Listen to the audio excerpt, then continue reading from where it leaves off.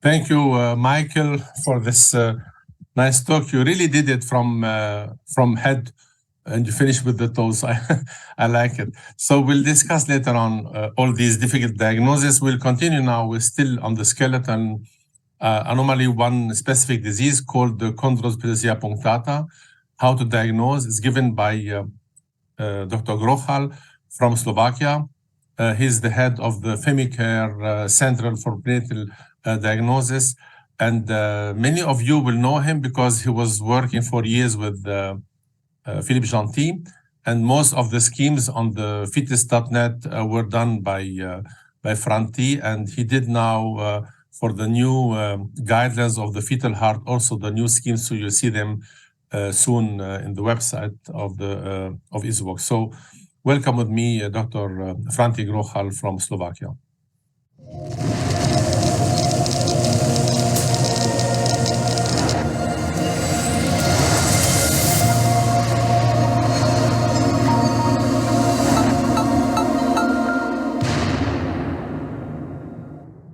Good afternoon, ladies and gentlemen. My name is Franti Grochal. I'm from Slovakia. I'm obstetrician and gynecologist, but I work in private center of prenatal ultrasonographic diagnostics in Martin in Slovakia. I also work as a co-editor of the FetusNet website, which is a website dedicated to prenatal ultrasonography, and the website was established by Philippe Gentil in 1990s. My today's talk is about chondrodysplasia punctata. According to the last nosology and classification of genetic skeletal disorders from 2019, which comprises 461 different diseases classified into 42 groups of disorders based on their clinical, radiographic, and or molecular phenotypes, the chondrodysplasia punctata makes 21st group of this classification. As you can see, there are several disorders including in this group, like X-linked dominant, X-linked recessive forms of chondrodysplasia punctata, Child syndrome, Kirtle syndrome, Greenberg dysplasia, rhizomelic chondrodysplasia punctata, chondrodysplasia punctata, tibial metacarpal type, Estlie-Kendall dysplasia. For most of them, there are known genes that are responsible for the disease, and most of them are autosomal recessive. Some of them are X-linked dominant or X-linked recessive forms. Chondrodysplasia punctata is clinically and genetically heterogeneous group of disorders characterized by abnormalities of bones, skin, eyes, and other abnormalities, but with some common features that include bone abnormalities, that means calcified punctations or stippling, which is a calcium deposition in the areas of enchondral bone formations. So we can see that in epiphyseal cartilages at the knee, hip, elbow, shoulders, hyoid bone, larynx, and in other areas. And these babies have very typical facial features, that means very flat mid-face and nose. Sometimes it is called like Binder phenotype. So when we say chondrodysplasia punctata, it is actually not a diagnosis. It is just a radiological sign denoting those calcified punctations or stippling in the areas of enchondral bone formations. And these disorders may have various causes and various prognoses. According to the etiology, we can subdivide this group of disorders into group 1. Those are disorders characterized by inborn errors of metabolism. Group 2, those are disorders characterized by disruption of vitamin K metabolism. Group 3, those are some chromosomal abnormalities that carry some features of chondrodysplasia punctata. And there is a group of disorders with unknown etiology. Group 1 can be further subdivided into abnormalities of paroxysmal function like rhizomelic chondrodysplasia punctata, Zellweger syndrome, or Zellweger spectrum, ranging from Revsum milder forms like Revsum disease through neonatal adrenoleukodystrophy up to the most severe form, Zellweger syndrome. And we have Zellweger-like syndrome here. 1B group, those are abnormalities of cholesterol synthesis with X-linked dominant form of chondrodysplasia punctata, which is only seen in females because it is lethal in males. Child syndrome, Greenberg dysplasia, and Smith-Lemli-Opitz syndrome. And 1C subgroup, those are some other metabolic disorders like mucolipidosis, mucopolysaccharidosis and GM1 gangliosidosis that carry some features of chondrodysplasia punctata group. We know that peroxisomes are ubiquitous organelles in eukaryotic cells, and they play central role in lipid and reactive oxygen species metabolism. But they are also very important for the development of the skeleton. They are responsible for beta oxidation of very long-chain fatty acid, for plasmalogen synthesis, for oxidation of vitamic acid, for bile acid synthesis. So we can see that the metabolism of peroxisomes is kind of complicated. There are many enzymes involved and that can be affected and result in some neurological symptoms, development of punctations, retinal and neurological changes, and hepatic dysfunction that are typical for this group of disorders. We also know that cholesterol is a molecule that is also very important for proper function and the formation of bones. And cholesterol biosynthesis is also very complicated. There are several enzymes that are involved in this metabolism, and that can be affected and result in a few other diseases like Anthony-Bixler syndrome, hemidysplasia, Chill syndrome, X-linked dominant form of chondrodysplasia punctata, leptospirosis, and probably the best known candidate from this group of disorders is Smith-Lemli-Opitz syndrome with defect of 7-dehydrocholesterol reductase. Some other metabolic disorders like mucolipidosis, mucopolysaccharidosis, and gangliosidosis can also carry some features of chondrodysplasia punctata. We also know that vitamin K is very important for proper formation and function of bones. For example, osteocalcin is a protein that is vitamin K dependent. Some sulfatases like aryl sulfatase is also vitamin K dependent, and we know that sulfatases are essential for the correct composition of bones and cartilage. Some proteins like a matrix GLA protein is also vitamin K dependent and plays a role in bone organization. We know that vitamin K can be inhibited by warfarin, and also aryl sulfatase E can be inhibited by warfarin. So there are several disorders in this group, like X-linked recessive form of chondrodysplasia punctata, which is probably the most common form of this group of disorders. Kirtle syndrome, warfarin embryopathy, familial multiple coagulation factor deficiency, maternal vitamin K deficiency, and fetal phenytoin exposure. Some chromosomal abnormalities, like for example trisomy 21, trisomy 18, trisomy 9 can also carry some typical features of chondrodysplasia punctata group, and there is also a group of disorders with unknown etiology. What are those common ultrasonographic features of the chondrodysplasia punctata group? Those babies usually have very typical facial profile, facial features with very wide nasal frontal angle.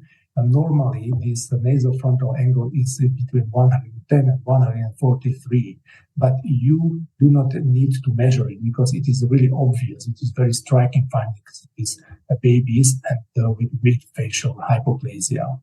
These babies also have those abnormal calcifications or stippling in the areas of epiphyseal growth plates of femurs, humeri, and in other locations. I also have to say that these punctations usually resolve in the first year of life, and punctation or abnormal calcification can also occur in the regions that are not usually expected to calcify, such as the trachea and rib ends. I also want to point out that these babies often have premature calcaneal ossification. We know that calcaneus usually ossifies at about 24 weeks of pregnancy, and some other tarsal bones, like talus cuboid bone, cuneiform bone, and then navicular bone, they ossify even later during pregnancy or even after delivery. But for us, it's very important to know that At about 20 weeks of pregnancy, normally the calcaneus looks like a hypoechoic structure. But in these babies, the calcaneus has abnormal calcifications inside, so it looks like a hyperechoic structure, like it is depicted here. I'm going to show you a few examples of some representatives of the CDP group. This was a baby seen at 20 weeks and 3 days. You see there was just a mild shortening of long bones. But there was very striking facial features of this baby, very wide nasofrontal angle, mid-facial hypoplasia. This baby also had a closed spinal defect in the lumbar region of the spine, but this was just a random finding because it is not very typical for this group of disorders. It was male fetus, as I told you before. Some representatives of this the CDP group are X-linked recessive and almost exclusively affect males, while X-linked dominant form of chondrodysplasia punctata is only seen in females because it is lethal in males. So fetal gender may sometimes serve us as a differential diagnostic feature of some of these candidates. Of course, there were some calcifications in the proximal epiphysis of femurs and abnormal calcification of calcaneus here. So all these features led us to the diagnosis of X-linked recessive form of chondrodysplasia punctata, and the diagnosis was confirmed by amniocentesis, and the parents opted for the termination of the pregnancy. This is another similar case that was seen at 23 weeks and 4 days. Again, there is just a mild shortening of long bones, and the very striking facial feature, very wide nasofrontal angle with mid-facial hypoplasia and abnormal calcification in the proximal epiphysis of femurs and humeri, and abnormal calcification in calcaneal region. It was again boy, and these findings led us to the diagnosis of X-linked recessive form of chondrodysplasia punctata that was also confirmed after delivery, but this baby is doing very well. This is another case that was first seen in our office at 19 weeks and 2 days. It was epileptic mother treated by timonil, which is carbamazepine, and this was the finding that we found at 20 weeks of pregnancy. So there was very wide frontonasal angle with mid-facial hypoplasia. There was also mild pielectasis and mild shortening of long bones, but this lady was after amniocentesis with normal karyotype. There was also epiphyseal punctations in femur, in proximal epiphysis of femur, and abnormal calcification of calcaneus. And there was also kind of coronal vertebral cleft visible here. This finding is kind of typical finding for a chondrodysplasia punctata group, but it is not that striking finding in prenatal ultrasonography and not that easily recognizable finding during prenatal ultrasonography, but it is very well visible on X-ray postnatal images. At about 30 weeks of pregnancy, there was again a mid-facial hypoplasia, mild macrocrania. You see that the tangent line that connects the eye bulbs is in front of the root of the nose. So there was very striking mid-facial hypoplasia here.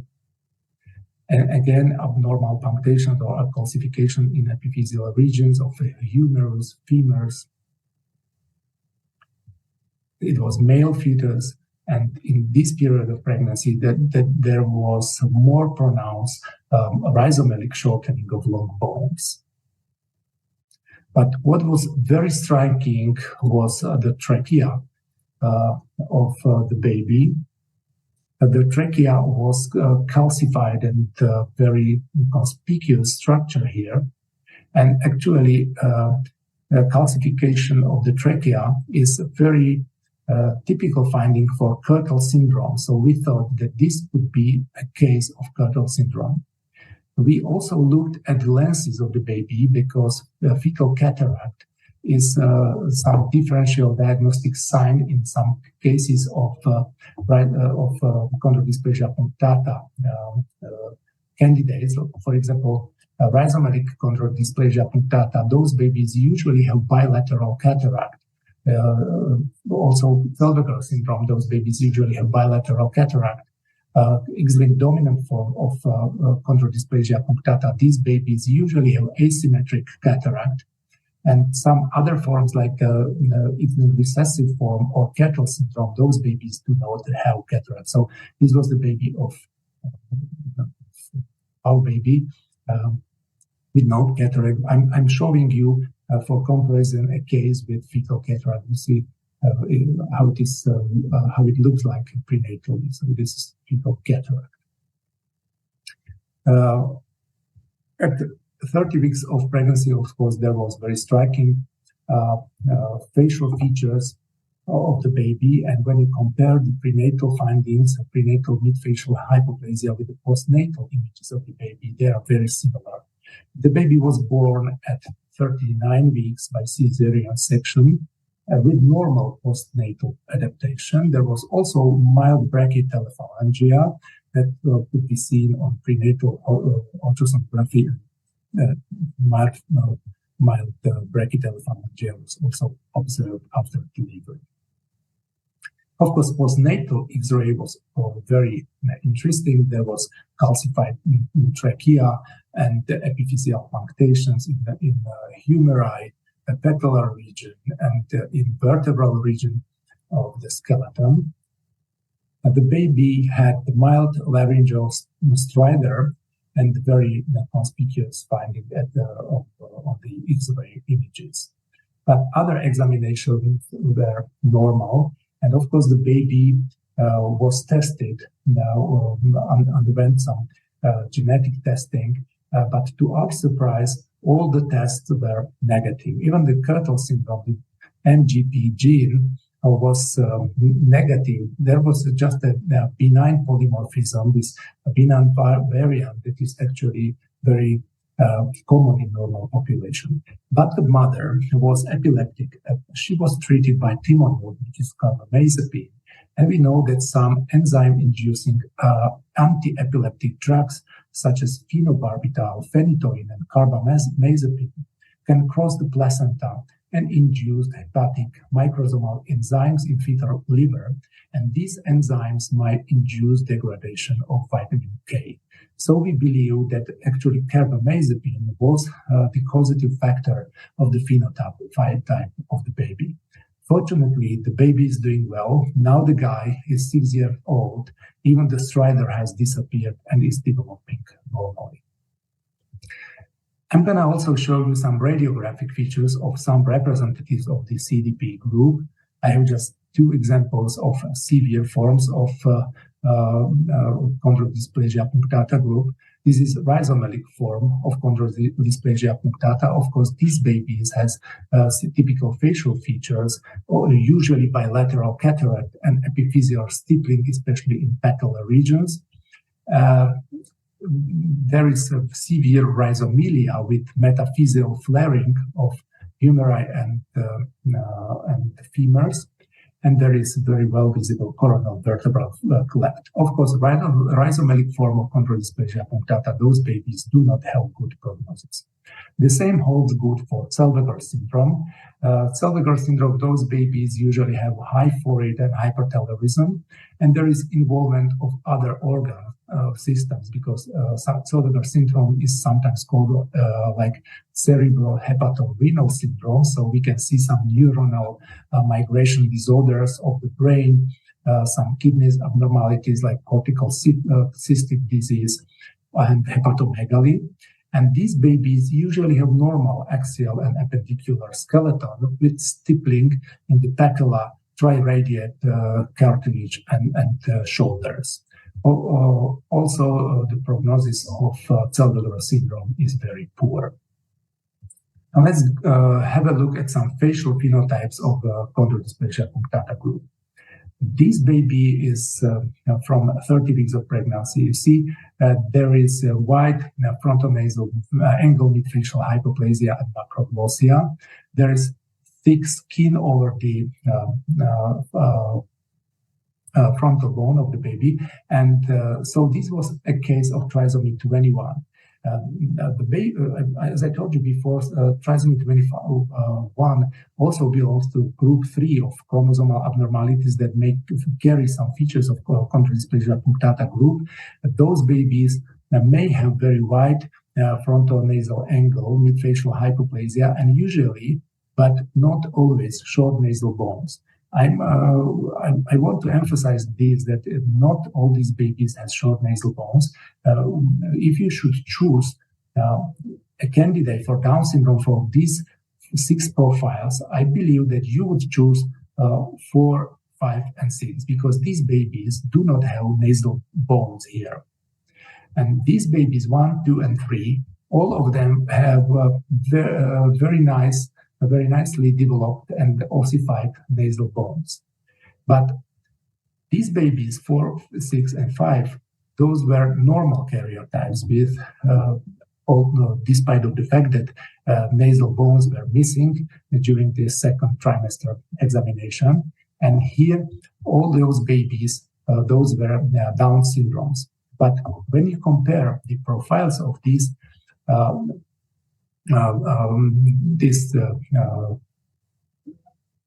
candidates, you will see that when you put a tangent line that connects the anterior border of the mandible and maxilla, this line goes in certain distance, in much bigger distance from the forehead in normal fetuses, when you compare it with this tangent line that goes very close to the forehead of the baby. And this phenomenon was actually described by Professor Jerzy Sonek, and he called it as a prefrontal space ratio. And this ratio can be used as a useful marker of Down syndrome, even in those cases where nasal bones look normal.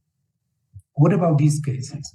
So if you should choose possible representatives of CDP group, I believe that you would choose 1 and 3, because here those profiles are very flat. There is very open frontonasal angle. And yes, this one is really a chondrodysplasia punctata, X-linked recessive form. But this one has normal frontal nasal angle, but with very striking 3D phenotype of the baby. But there was also striking macroglossia. The baby had organomegaly, so this was a case of Beckwith-Wiedemann syndrome. And this third one was very surprising to me. When I saw this image on the fetus on the website, I thought that this would be chondrodysplasia punctata or some of these group of disorders. This baby actually had aberrant right subclavian artery and short femur. So I thought that this could be actually a trisomy 21. But surprisingly, microarray analysis revealed a Kuhlen-Rice syndrome, which is very rare microdeletion syndrome, but with the features of the phase that is very typical for the group of disorders from CDP group. So it was a kind of surprise to me. Is 3D imaging helpful in differentiation of genetic phenotypes? I would say yes, but not always, because we have to keep in mind that some genetic phenotypes of many diseases may vary from mild to severe forms. For example, this case of Down syndrome looks very inconspicuous despite of the fact that this is the face of the Down syndrome. Some other phenotypes can be very striking on the 3D imaging. So at the end of my presentation, I just want to summarize that chondrodysplasia punctata group of disorders carries some common features like calcified punctations or stippling in the areas of enchondral bone formation that can be transitory and may resolve in the first year of life. those babies usually have very flat midface and nose. Some other features like biometry or organ anomalies can help us to differentiate among the representatives of this group of disorders. Some features overlap among the representatives of the same group or even with other groups of disorders. And of course, definitive diagnosis should be made by genetic molecular testing if available. And prognosis of the diseases of the chondrodysplasia punctata group may vary from good to poor prognosis, and therefore counseling of the parents is often very difficult. Thank you very much for your attention.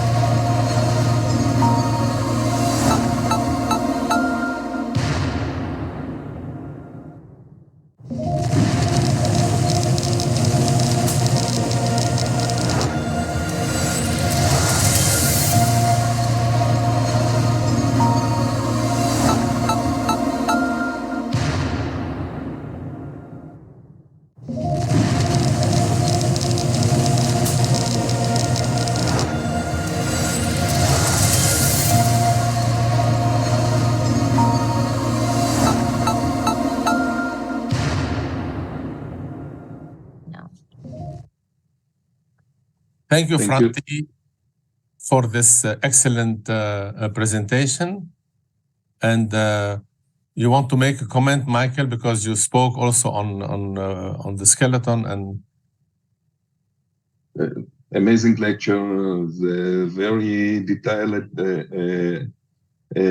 images, and no words. Yeah. So because interestingly, when you start to deal with the chondrodysplasia punctata, you think it is one disease. At the end, these are features, and they can be due to different conditions. Some of these may be the vitamin K. Some of these may be, let's say, the X-linked or dominant or recessive. So I think we can have later on a good discussion. So we move now on to continue with the skeleton, and we'll be discussing with syndromes with radial aplasia by Professor Oliver Kagan, also from Tübingen, as Professor Hoffman. He's the head of a prenatal medicine center in Tübingen, and he was in one of the editors of the White Journal, and today he's now the editor-in-chief of the Journal of Archives in Obstetrics Gynecology. So please, Oliver.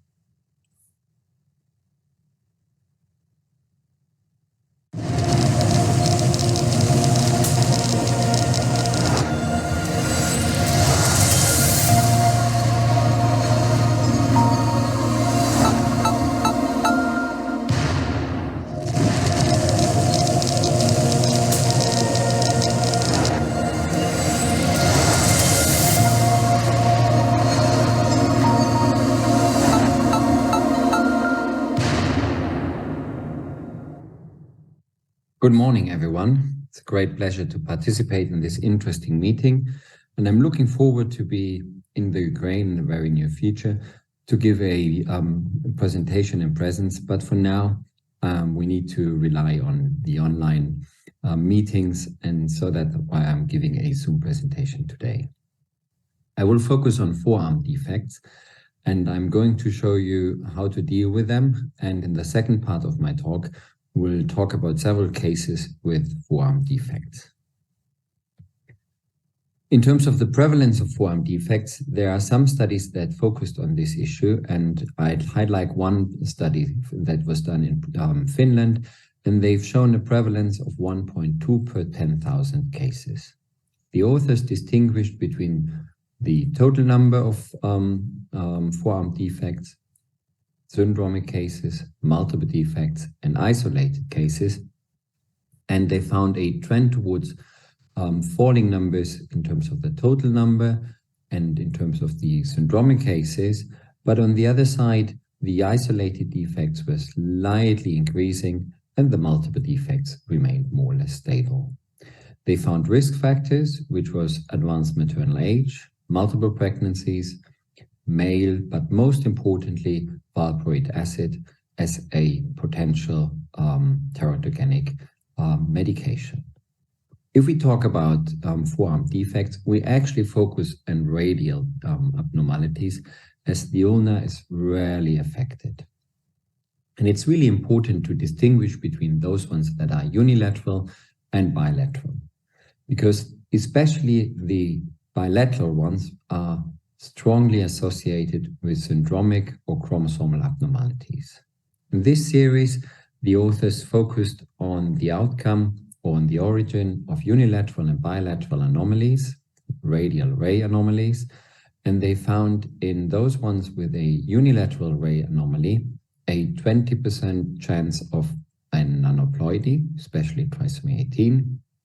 There were 20% syndromes and unclear, or actually 40% syndromes and 20% unclear syndromes, and still 40% were isolated. In contrast, in those ones with bilateral ray anomalies, there were only 5% of isolated cases, and the majority were either syndromic or chromosomally abnormal.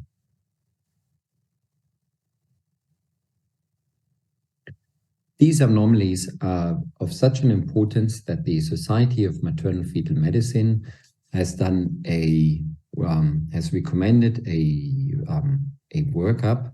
And obviously, it starts with a definition of a forearm defect or a radial ray anomaly. And they highlighted that it consists of an absent or hyperplastic radius, of an abnormal hand position, a radial deviation. One should have a detailed look at the thumb, maybe present or not, and we'll discuss that later on today, and whether there are other anomalies.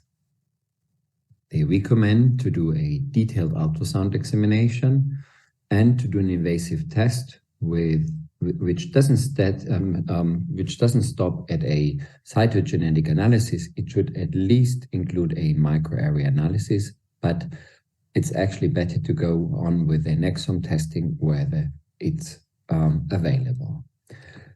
In terms of the prognosis, well, in isolated cases, the prognosis is good, and the pediatric surgeons can do quite a lot to actually correct the position of the hand and to reconstruct so that a good function of the hand is still possible. Well, in syndromic cases, it depends on the origin, and the prognosis has to be given according to the actual origin. They highlighted several defects that we'll discuss later on in my presentation, which are associated with radial ray malformations and its Fractal syndrome, its chromosomal abnormality, especially trisomy 18 and 13, Holt-Oram syndrome, diabetic embryopathy, TAR syndrome, Fanconi anemia, teratogenes, and again, it's valproate acid, ectrodactyly syndromes, and amniotic band syndromes. I already mentioned that a genetic workup is of essential or is absolutely important in these cases, and that a microarray may help, but actually in these cases, an exome test would be much more appropriate. And that's been highlighted here by a recent meta-analysis that's been published in the in prenatal diagnosis that highlights the importance of the exome analysis in cases with skeletal dysplasia after a normal microarray analysis. And you can see that there is a 50% diagnostic yield in case of skeletal dysplasia, and obviously the radial ray anomalies, they belong to the skeletal abnormalities. Well, in the next part of my presentation, I'd like to show you several cases of syndromic abnormalities with forearm defects, and we'll discuss the origin and the prognosis of these defects. And I start with my first case, which is a 30-year-old 3 gravida 2 para, and we've seen her at 12 weeks. And this is the starter case. You can see the radial aplasia with the abnormal position of the hands. But you can also see that the baby has edema around its body. And there are much more defects. It's actually hydropic. You can see a cardiac defect. Oops, sorry. You can see the abnormal position of the feet. And there's tricuspid regurgitation. And well, we terminated this pregnancy. And I'm not showing you this one, but another one. Here just to show you the videos again, with a cardiac defect and the multiple defects with the hydropic fetus and the abnormal CNS. And we terminated this pregnancy, but I'm not showing you this one, but a similar one. And you can see the hands here and the malformations. And what's the most likely diagnosis in this situation? Well, it's trisomy 18. So we'll start with the most common ones. And here in this case, I'd like to highlight that in trisomy 18, where you don't need any cfDNA testing, you can really identify these anomalies by detailed ultrasound examination the first trimester. And some years ago, we've collected the anomalies that we've seen in cases with trisomy 18 and in the first trimester. And as you can see here, 65% had an increased nuchal, 40% had multiple defects, and 80% had at least one major defect, and abnormal extremities were found in 15% of these cases. So let's carry on to the second case, and now we're at in the 23rd at 23 weeks. And again, you can see that highly abnormal arm, which only consists of one bone, which is already a bit too small. And have a look at the hand, also in 3D, very much abnormal. There's only one finger. But there's even more. There's a cardiac defect, VSD. There's an abnormal face, which you can see on 2D and also on 3D. And I'm not going to mention what it is, but I'll show you some more and we'll discuss the abnormality of the face in a sec. Right, so we've done in the workup, we've done a whole exome analysis, and we found a mutation in the nibble gene. And maybe you already know the defect. Well, it's Cornelia de Lange syndrome. This is a very severe diagnosis, and the prevalence is about 1 to 9 in 100,000. It's either autosomal dominant, X-chromosomal recessive, or spontaneous. And it consists of many defects. There are these facial dysmorphism, and actually it's the long philtrum, which is abnormal. There is hirsutism, long eyelashes. We'll focus on the eyelashes again in a sec.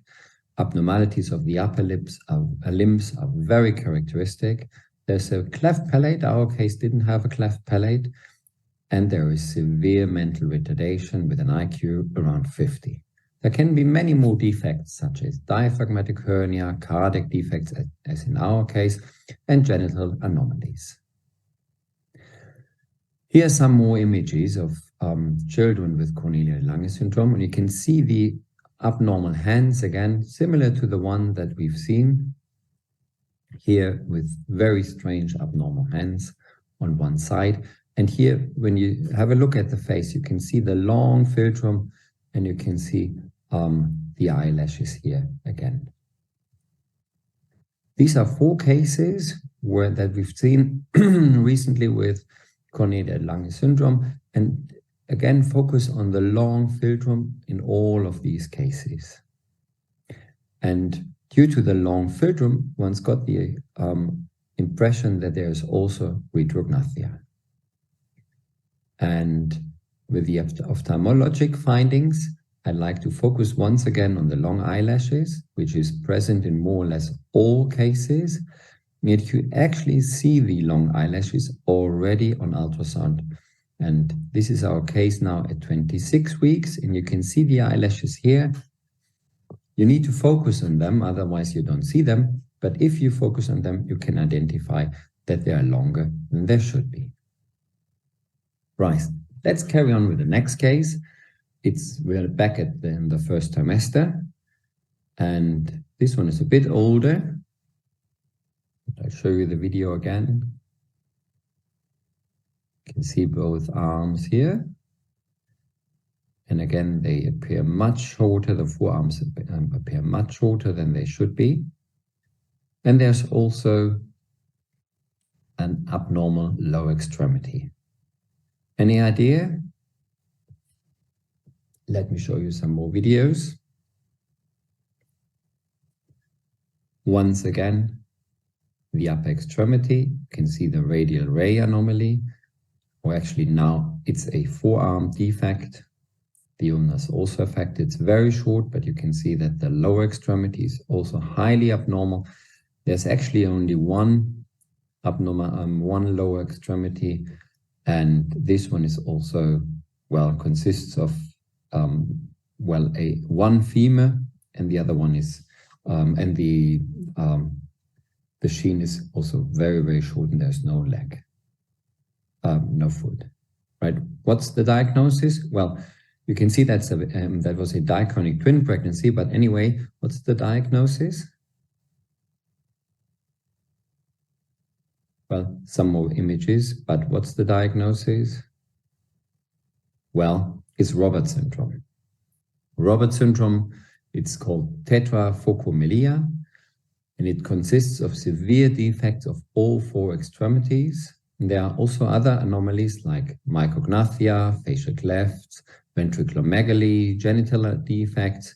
They also have a mental retardation, and there is a chromosomal defect or a genetic defect on chromosome 8 in the SCO2 gene, and it's an autosomal recessive disease. So this poor lady had a previous child with Robert syndrome, and when she was sent to us, unfortunately, we had to tell her that this is Robert syndrome again. Now let's go on with the next case, and we're also in the first trimester at 13 weeks. And it looks like a normal fetus with a normal profile. We can see one arm here.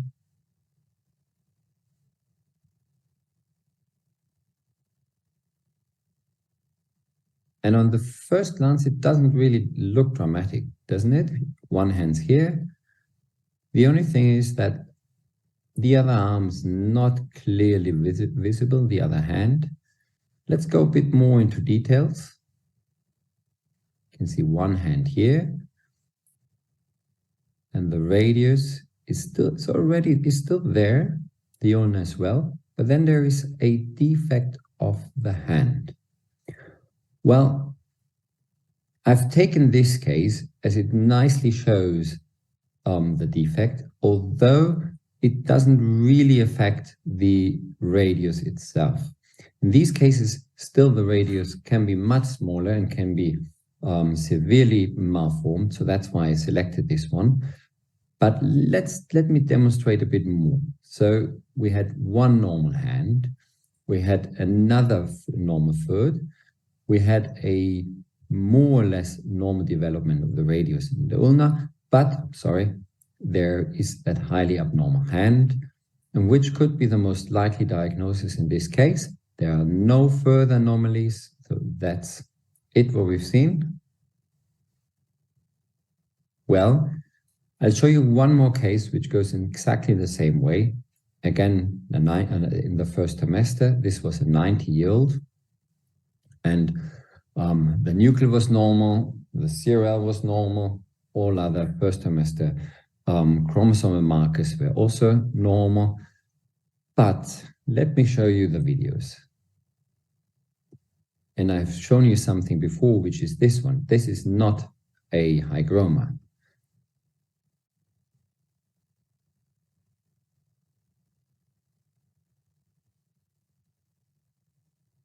Right. So what's happening here? It looks as if the fetus is attached to all these, to the amnion. And look at these hands, okay? Let me go a bit more into details. Can you see the fingers attached to the amnion? Here, on video number 2, it's nicely seen. The baby crosses the amnion, or actually the amnion cuts away bits and pieces of this arm. And unfortunately, the feet were also affected. There's one foot that is connected to the amnion, and the other one has crossed the line. Right, so now it's clear. What's the diagnosis? Well, I think it's clear. This is an amnion band sequence. And well, the prevalence again, it's not that rare. It's 1 in 1,200 to 1 in 15,000. And well, there are different and differential diagnoses like body stalk anomaly, but this would affect the whole body. Current amnion separation, current connection. Well, and genetics, well, there's no genetic reason for these kind of, or no genetic origin for these kind of anomalies. Well, there's an ongoing discussion about the therapy. Should it be invasive? Should you cut the amnion? Well, we leave it like here for the diagnostic purposes. I think the optimal therapy in these cases, the story is untold, was not finalized yet. We would leave it as it is. Cutting the amnion band doesn't make too much sense for us because the anomaly is already there. I'd like to show you one more case with such an amnion band syndrome and focus on the video first. You can see that amnion band. But now we'll transfer to a vaginal scan. And you can see that the whole baby passes the amniotic line here. Half the baby is in, half the baby is out. And interestingly, the baby looks completely normal, okay? So there are no severe malformation. Even the amniotic, the umbilical cord crosses the line, and the development was completely normal in this baby. And this baby was born alive, healthy, without any defects. Okay, so let's carry on. And again, we're in the first trimester. We're on case 6 now. And the nucleus was a bit increased. This is another bit older case. The nucleus was slightly increased. Well, it looks like, let's say 2.8. We've got a reverse flow in the umbilical, in the ductus venosus. But you can see the arm being severely deviated, a radial ray anomaly. And look at the hand here. And this was the hand after termination. And what do we need to look for next? Well, let me show you the hand first, okay? It's important to look at this hand in very much detail, okay? But let me show you, before I clarify the origin, one more thing which is highly important. Now you can see a unilateral univentricular heart, hypoplastic left heart. So now it should be obvious. We've got an abnormal arm. We have a cardiac defect. Well, and to be honest, we had an affected mother as well. okay? Otherwise, we would have carried on in the way that I've described you. We would have done an invasive test and we would have gone through all the steps. But in this case, it was clear this is Holt-Oram syndrome. Let me highlight what it means. But before, let me show you the images again after termination of pregnancy. And you can see the 4 fingers here, the radial deviation. And interestingly, there's no thumb, okay? Right, what does it mean? Holt-Oram syndrome, radius dysplasia, aplasia, in the way that we discuss it, cardiac defects, no thumb, that's the important aspect. In terms of the radial dysplasia, it can be uni or bilateral. Left side seems to be a bit more frequent. And in general, it's autosomal dominant or a new mutation. There is a clear gene that's been affected. So because the mother had Holt-Oram syndrome, it was clear that this baby has also Holt-Oram, and the mother decided to terminate the pregnancy, not due to Holt-Oram, but due to the severe defect that we've identified in the first trimester. Right, next case, 41-year-old, 34 weeks. So she was transferred to us at late gestation. And look at the measurements first. So the growth was okay. The head was a bit enlarged, but obviously the extremities were the problematic part. And let me demonstrate the videos again. It starts with a very short humerus.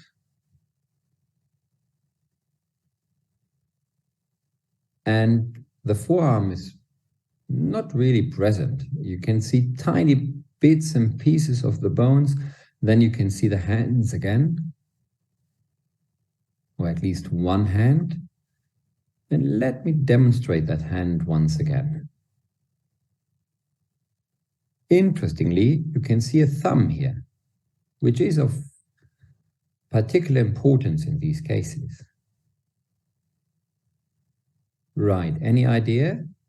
No further defects. Let me show you the other, or let me show you the extremity first. So we'll start from here. This is the humerus, okay? Then we've got very, very small, a very small radius and a tiny ulna. And then we've got a normal hand with a thumb.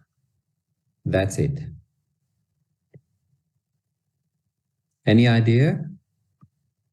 Well, I'll show you the image after the baby's been born. And it demonstrates nicely what we've seen before. A extremely short upper extremity, almost, well, a bit of a humerus was there, but almost no radius, no ulna, but a normal hand. Well, this is TAR syndrome. And basically, TAR syndrome is thrombocytopenia, radius aplasia syndrome. And due to the thrombocytopenia, it is good to identify this abnormality before delivery, because obviously, due to the fact of thrombocytopenia, you don't want to go into normal deliveries with them, or at least you don't want to have a vaginal operative delivery. So from that point of view, it would be good to know. And the interesting thing, in contrast to the Holt-Oram syndrome, for example, is that there is a normal thumb in these cases. There may be further skeletal defects, there may be a cardiac defect, and we mentioned the thrombocytopenia before.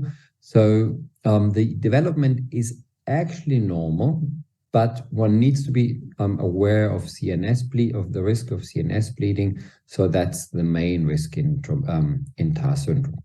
Prevalence 1 in 100,000. Okay.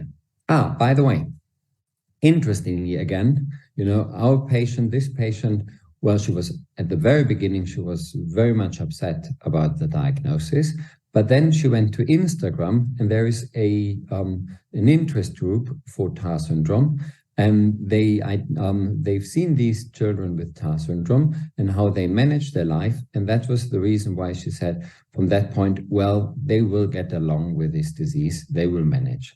And that's how our patients get influenced in a positive way this time by Instagram. But we need to be aware that our patients check the diagnosis not on Google, but also on Insta and Facebook, and get connected to these interest groups. Right, now we have another case. I think we've got two more. So 32 years, second pregnancy, and the last baby died shortly after birth, but we didn't have any further information. And again, we'll start with the radial ray defect. And you can see it on 2D as well as on 3D. But this time we found many more. This is another nice image of the arm, okay? But this time we found many more things. Just let me focus on the hands, on the arm again. Right, but as I said, we found many more things. There was polyhydramnios, and well, the stomach was either tiny or not seen. So there was a suspicion of esophageal atresia.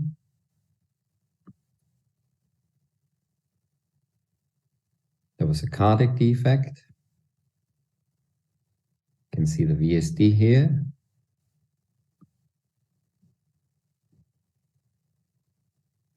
There were further skeletal anomalies.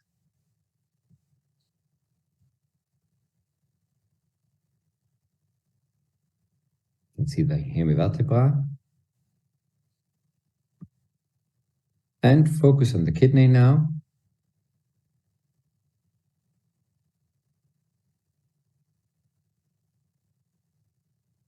So there was a cross-fused renal ectopia. Right, what's missing? One more thing, which is not compulsory, but commonly found, a single umbilical artery. So any idea what this could be? Well, obviously, it could be everything. It could be even a trisomy 18. But there's one thing, after we've excluded trisomies, there's one thing that actually is very much likely, and that is Factal syndrome. Factal association means a vertebral, anal, cardial, tracheal, esophageal, renal, and the limbs anomaly. And if we now summarize what we've seen in our case, we found a limb anomaly, we found a renal defect, we had esophageal, tracheoesophageal anomalies, we had a cardiac defect, we had a vertebral defect, and this baby didn't have an anal defect, but otherwise everything, all the criteria were fulfilled for a factal association. And the anomalies were confirmed after delivery. I thought there was no anal atresia, but there was an additional anal atresia. Okay, so the last case, it belongs to that group, but in our case, the radius was not affected in a way that it can be. This lady was referred to us at 31 weeks with a suspicion of a cleft lip. And, oops, sorry, you can see the cleft here. Let me demonstrate another video of the cleft.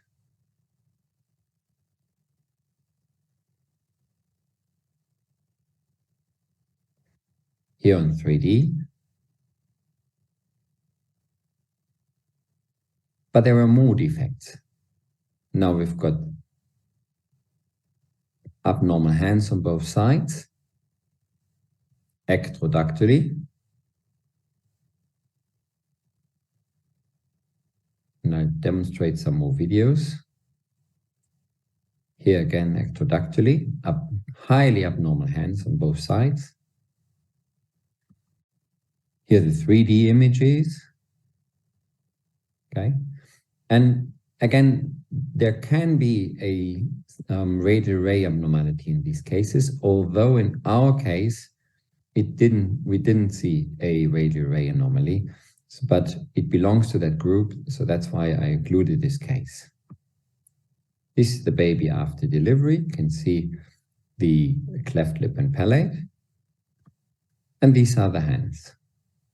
Now, any idea what this could be? Another one. Well, we haven't done a genetic analysis, but it was actually obvious what was wrong with this baby. After delivery, whole exome analysis was done, and we found a mutation in the TB63 gene, and this is EEC syndrome. Well, we'll come to the diagnosis in a sec, but the prevalence of EEC syndrome is about 1 to 9 in a million, autosomal dominant or spontaneous with a variable expression. And EEC syndrome means ectrodactyly, ectodermal dysplasia, cleft lip and palate. So that's a very common abnormal finding. And these cases can have radial ray malformations as well, where there are other things that you cannot pick up on ultrasound. It's hypohidrosis, dry skin, hyperkeratosis, abnormal hairs, abnormal eyes, abnormal hearing loss, and abnormal teeth development. Okay, so we're coming up to the end of my presentation. I hope this helps you to deal with these cases in the future. I'm looking forward to our discussion. Thank you.